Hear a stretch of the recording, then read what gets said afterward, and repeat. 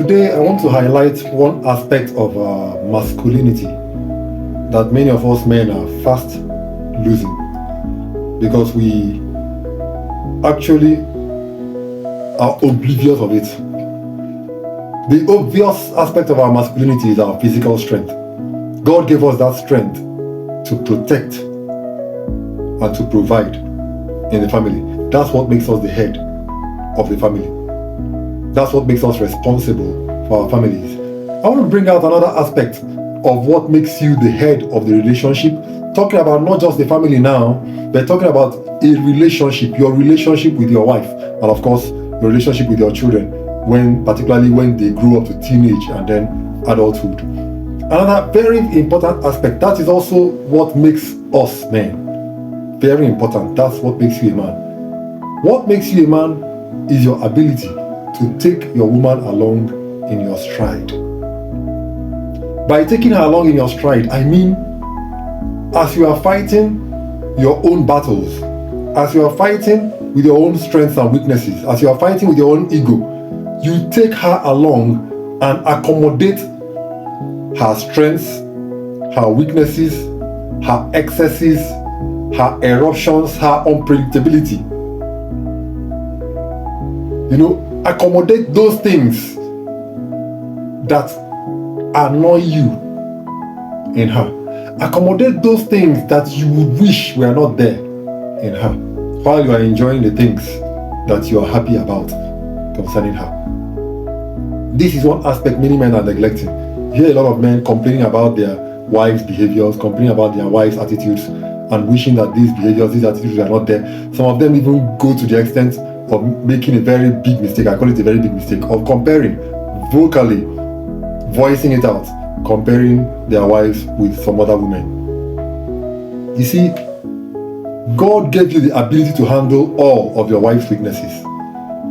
I am not saying that God designed that woman you married particularly for you and gave you the abilities as you were born. God did not plan at your birth that would be your wife. You chose your wife. But God gave every man the capacity to handle any woman's weaknesses, to handle her abilities and inabilities, to handle her rough edges. God put that in a man. The reason why you seem not to have it, the reason why you seem not to be showing it is because you are oblivious of it. We face like I often tell people, when you are quarreling with somebody, you stoop down low. So we bring ourselves down. Instead of being the head, instead of being the leaders in the relationship, we bring ourselves down to contend with men. God said, never again will I strive with man. And he put a bow in the sky. He made a rainbow to assure Noah, no, I'm not going to contend with man again. I'm going to accommodate, I'm going to tolerate man's weaknesses. So you see, what makes you a man is your ability to accommodate your wife's weaknesses, accommodate her excesses, accommodate those parts that those rough edges in her. That's what it means to take her along in your stride.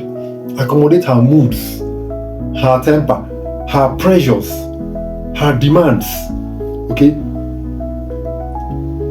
Not complain and not chicken out. When she is hot, you are cold. When she is cold, you are warming her up. That's what makes you a man. That you are not quarreling when she's in the mood to quarrel. That you are not discouraged when she's discouraged. That you are not shouting when she's shouting. Don't think that that's weakness. That's what makes you a man. Every man has that capacity. We only need to pay attention to it.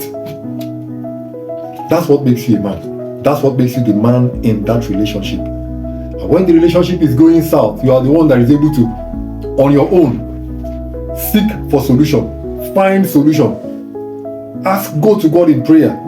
Discover what to do. Then when you are with her, assure her it's going to be okay. No, you shouldn't be the one complaining. Assure her it's going to be fine.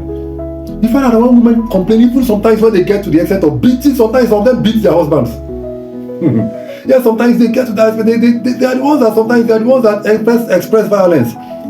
They're not beating you because they want a fight. They know they are weaker. That's their way of expressing themselves. That's their way of expressing their pain, their hurt, their confusion, their helplessness, their cluelessness. They are not knowing what to do. I'm emphasizing these words because this is where the man should come in.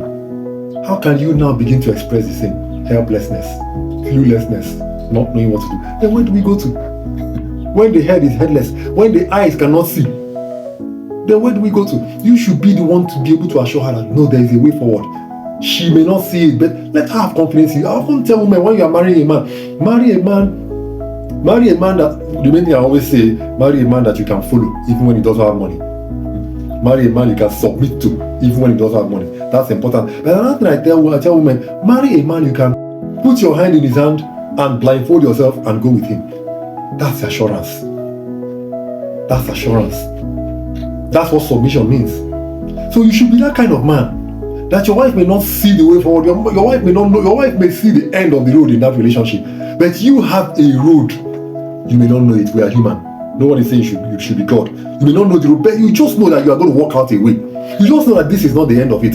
You know that this situation, this challenge, this warrior will not see the end of us. We will see the end of it. It will be a story. It will be a testimony sometime later. And so you assure your wife. How can you cry when she's crying? Yeah, sometimes tears may fall off our eyes. Like I said, we are men. We also have emotions. We have them, but we should be able to put them under control. That's what makes you